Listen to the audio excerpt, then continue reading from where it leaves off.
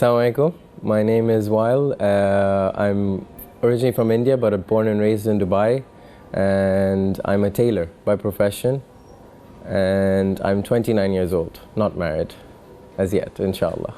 I have quite a different kind of story. So I come from a sushi background. So my mother's a Shia and my dad's a Sunni. So I didn't really have much information before I came for my first ziyarat, which was last Arba'in. Let's put it this way, that majority of my motivation was Sayyid Ammar. So his sort of historical analysis about our religion in general was what was really intriguing. So, you know, you really get drawn into it. And I have to tell you this honestly, but I had no clue about what Arba'in was before I came for Arba'in. I just signed up for it and I came. And so for me, it was you could say, an explosive kind of explosive information all at one time. So it's like, the way I describe it to people is, it's like sitting on a 200cc bike before Arba'in, and after Arba'in you're on an 800cc bike. So yeah, this will be my third. So last Arba'in, and then I did the April ziyarat because, as the other brother said, it becomes an addiction. So I finished Arba'in last year, and then I wanted to come again. December was too quick for me to come back to, so I skipped December ziyarat and I came for the April one. And now I'm back here in the second Arba'in. So my first ziyarat, Arba'in, was obviously a crash course. It was an amazing experience because you get to see, I mean, it was quite overwhelming, to be honest. Even at that point, I mean, I did manage to get in close proximity within the shrines, within the zaris, but I was still learning a lot. So for me, it was a complete learning experience in terms of just prayers in general, to a basic understanding of what the whole Battle of Karbala was. I mean, don't get me wrong, I did have information, but it was all based or through lectures that I listened to on YouTube. So you can imagine what first-hand experience would have been like. I took it within my best stride, and that was the first Arba'in.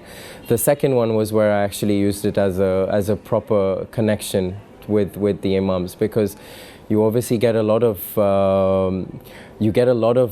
exposure, you get a lot of free time, you get a lot of quiet time within the shrines. And of course I used the April ziyarat to do Iran as well, so I kind of managed to cover all but the imams that are in Saudi Arabia. So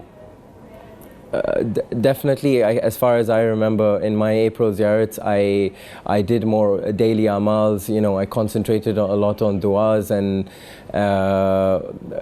things that, you know, you could spend more time on. Whereas Arba'in in general, it's more about the movement. It's about your support and how you how you come to pledge your allegiance, basically. It's a stand. It's a united stand of the entire ummah of Islam that come and stand for Imam Hussein. So this is probably going to make you laugh, because for me, of course, with the history and the knowledge that I had about the Battle of Karbala, which in essence includes the land of Karbala. For me, I actually thought it to be a deserted place. I did not, for the life of me, as far as I remember, I would not have imagined it. I did remember seeing pictures and the bare essentials of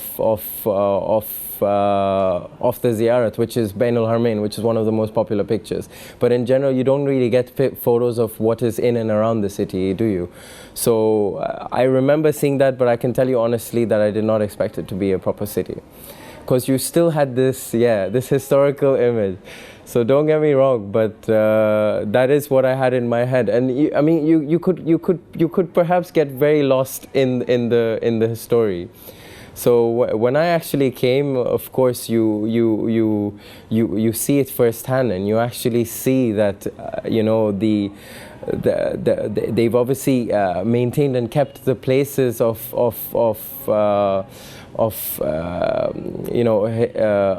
history within where things happen, and it's all within the bustle of the city. So well, I think the most important thing is as I presume everyone would be saying, it's humility. You need to come with a very humble sort of introspect. It's how you'd perceive to be coming here. The most important thing is to leave anything materialistic behind, because a lot of us, whenever we travel from one place to another, first things that we think of is what are the things that we should be taking on when we go for. And you would not want to call this place a vacation, because this is not a vacation. This is a walk to a holy place. This is a trip to a holy land. And in essence, you know, what history has told us as to what has taken place over here should make you very, very, very humble. And with regards to asking for your hajat, the amount that I have heard of people telling me that coming here and Al-Fadl Al-Abbas being Bab al-Hawaij, which is true, because things, you know, there's so many occurrences and incidences that have happened for me and for anybody where life is supposed to be taking a different route, but it automatically takes a different route when you come here. So I don't think you should hold back from asking for your hajat. I'd have to say the ones that break my heart the most, which is baby Zainab and baby Fatima. Just to understand and realize that Bibi Fatima witnessed everything not being able to do anything, because obviously she had already left this world. And Bibi Zainab, for the sole reason that from the very beginning, I mean, from her youngest ages all the way up to her end, she has witnessed all the calamities that have had to happen. And you know, that obviously includes Prophet Muhammad all the way up to, I mean, Bibi Fatima, Imam Ali and Imam Hussein. So it's just the sadness that the calamities that she's had to witness. It's unbelievable. I have to tell you, it gives me goosebumps even thinking about it, because you know, before coming for this ziyarat, I would take a lot of tension about things, or just life in general, about work, about everything. But after coming for a ziyarat, things just take place. They just happen to go. Everything just happens, and you know, and I say this in a positive manner. Everything just happens to take place as the way you would wish for it, or you would expect it to. And even if it doesn't, you get to see the reasons why it wasn't supposed to take place. I can give you a small example of before and after my first Arba'in, my first ziyarat. I applied for my UK visa. I had an event to attend, and I had a very short time span before I could get my application, because I was supposed to be leaving for Arba'in. It got rejected, like within a couple of days, like of me applying for it. And in fact, I even put the fast turnaround, or whatever, the express service, or whatever it was. It got turned down for a silly reason. I said, never mind, I'll just go for Arba'in. I went for Arba'in, and I came back, and I said I still had, I think, 5 days. So it was enough to put in this express turnaround service again. I just applied for it again, and I got my visa. And I got a 6-month visa. So my point is, like, it's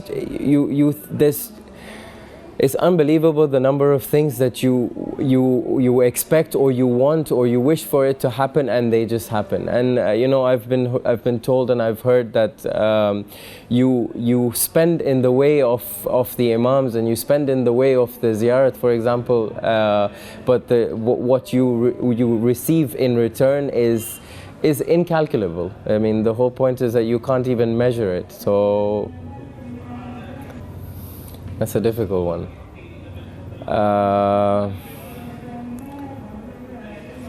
I'd say it would be between the second and the third. So it was the April ziyarat and this year's. This year because I chose to walk barefoot. So I walked barefoot from Najaf to Karbala. So I really felt the pain and agony as I would expect Imam al-Sajjad. I mean, you can never compare to what they must have gone through, because they actually had shackles in their necks and hands, whereas I was barefooted and I had access to rest when I wanted. I mean, the first day I did, I'd say I did, I mean, over here in Karbala, Najaf to Karbala, we measure by poles. So first 200 poles I did without taking any rest, but then I had to take a rest every 25 to 50, I'd say max, every 25 to 50. Whereas I'm 100% sure that within the time that being under the control of Bani Umayyah, I don't think they would have had any spare in terms of yeah. I mean, I've heard this about other cities where you know, for example, Dubai, they say that it's the city that never sleeps, but I'm sure there's a lot of cities that have this. But I can tell you for a fact that Iraq or Karbala itself is a city that never sleeps, because you've got someone or the other who's walking towards the haram. You know, everyone has his own time or chooses his own time to come close to the imam. So you've got this constant bustle in the city.